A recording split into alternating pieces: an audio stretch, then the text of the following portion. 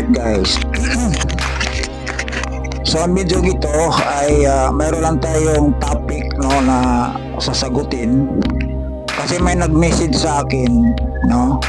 May nag-message sa akin, may nagsabi daw sa kanya, nakakilala ko, na yung daw mga kaganapan sa buhay ko ay tinatawag na karma. Karma, capital K, karma. Kasi meron daw nagchismis sa kanya. Guys, huwag natin gamitin yung salitang marites. Kasi shout out sa aking kaibigang si Marites dyan sa Bacolod, sa Iloilo. Kaya pamangkot niya sa akon, Kuya Elime, bakit sa mga chismosa marites ang tawag sa kanila? Paano naman yung pangalan namin na murder? Saan kami kumuha ng hustisya? Shout out sa ating kaibigan dyan si Marites sa Bacolod at Iloilo. At saka dyan sa Talisay City, Cebu. At saka sa Laguna, shout out. Kaya wag na natin gamitin yung hindi na ako gagamit ng salitang marites para sa mga chismosa. Diretsuhin na natin guys kasi may nagtanong sa akin, sana daw mga vlogger wag nang gumamit ng salitang marites. In fairness yung salitang marites guys, tanong niya sa akin, hindi ko alam kung sino ang nag-umpisa niyan, paano yan nabuo, sino ang nagpauso niyan. Kahit nga si Lapu-Lapu City Mayor Junard Ahongchan na ngayon ay kasalukuyang congressman, mababasa mo yan doon sa kanyang post sa Facebook, sa kanyang page ang salitang marites. Kaya diretso na natin guys ha. Ito nga nag-message sa akin, tinichismis daw doon sa kaibigan niya na nakakilala sa akin na ito daw nangyari sa akin ay karma. Karma. Magandang pag-usapan natin to guys kasi marami na tayong salita na namurdir, no? Tulad ni Marites, namurdir ang pangalan nila dahil sila ay tumutukoy sa mga chismosa, pero yung salitang marites nakasulat yan sa birth certificate. Isama na rin natin si Marisol. So gumagamit tayo ng pangalan, medyo nasasaktan din yung mga kaibigan natin na rehistrado yung pangalan nila na marites. May nag-message sa akin, nakipag-usap sa akin, nagkwentuhan kami. Taga Ilonggagid siya ba? At saka may taga Talisay City at Laguna. So shout out sa inyo lahat guys, sana mapanood nito ninyong video na ito.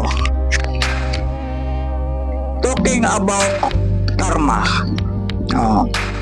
Paano ba matutukoy na nangyari sa isang tao ay karma? No? Isipin natin, bakit karma? Ang taong nagkasakit in nature,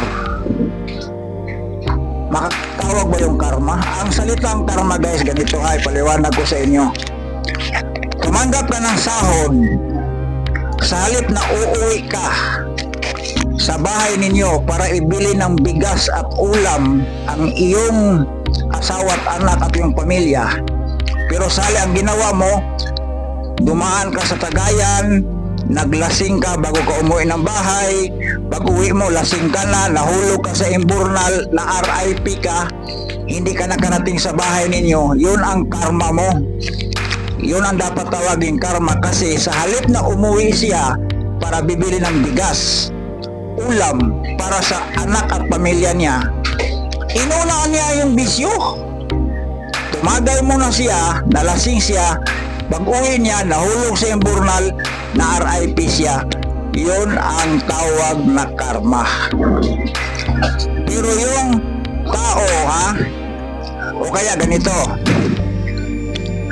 tumambay ka sa may kanto, bumubula yung bunganga mo sa kakachismis, nadaanan ka sa taong chinichismis mo, sinuntok ka, sinampal ka, natanggal yung ngipin mo, karma mo yan kasi chismosa ka. Yung karma, bunga yan sa mga hindi mo maganda na nangyari sa buhay mo, na kagagawan mo lang. Yun ang karma. Inom ka ng inom, pinayuhan ka sa doktor, pinayuhan ka sa mga kaibigan mo, sa mga magulang mo, na hindi naman ka nang uminom. Kasi yung atay mo, wala, bulok na, binawal na sa doktor sa'yo. Huwag ka nang uminom, puro ka tagay, puro ka bisyo. Ay, hindi nagpapigil. Tagay pa rin ang tagay, inom pa rin ang inom, na RIP. O, yun ang karma. Kasi, yung sakit niya ay nakukuha niya ayon doon sa mga ginagawa niya sa buhay niya. Yun ang salitang karma. Yung bunga sa mga ginagawa mong hindi maganda. Pagdating naman sa ugali, ito lagi ko na sinasabi. Pag may tao magsabi na pangit ang ugali ng isang tao, tatlo, itanong mo. Una, ang ugali ba nito nakaapektar sa pamilya nila? Pangalawa, ang ugali ba sa taong ito ay nakakasira sa hanap buhay nila, nakaapektar sa pamumuhay nila? Pangatlo, ito, huling pangatlo. Tanungin mo, kung para sa iyo pangit yung ugali sa taong yan,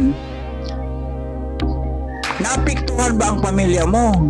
Yung pamumuhay mo, hanap buhay mo, pagkilos mo, naapektuhan ba? Kung wala, ikaw ang pangit ang ugali.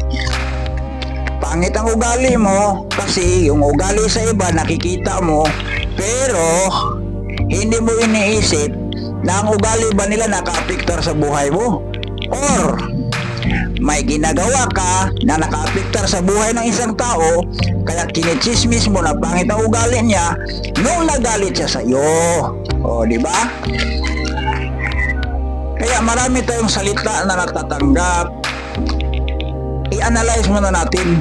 Alamin muna natin kung ang salitang ito ba ay totoo bago natin ipakalat, kasi pag ikaw magpakalat, ikaw mahuli, ikaw magbayad.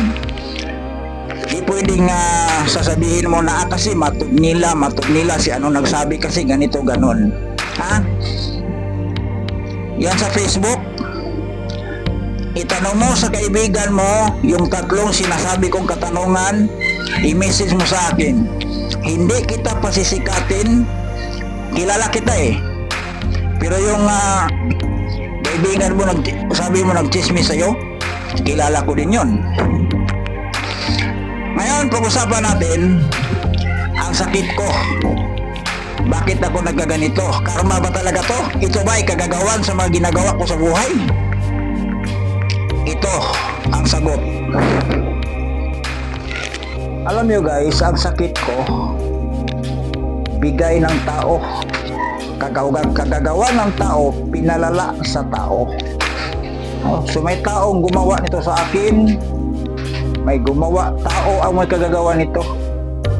Hindi ito bunga sa mga ginagawa ko. Hindi ako nagtagay-tagay, lumabas, pumunta ko kahit saan, tapos nahulog ako sa imbornan, RIP ako yun, karma yun.